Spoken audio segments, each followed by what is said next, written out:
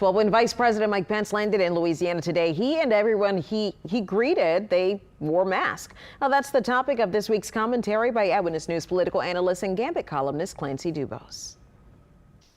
Well, it finally happened. President Trump and Vice President Pence are both wearing masks in public.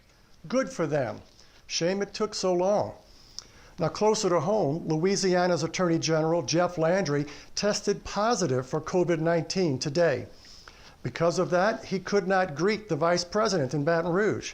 Now, thankfully, the Attorney General is asymptomatic, and he's reaching out to everyone he's been in contact with. Hopefully, these developments will put to rest any arguments about wearing a mask. It's why Governor Edwards this past weekend mandated wearing a mask in businesses and public areas. It's why experts have said from day one, this is not a political issue, it's a public health issue. So for the sake of everyone, please wear a mask. This has been an expression of opinion by Clancy. Email your thoughts to commentary@wwltv.com.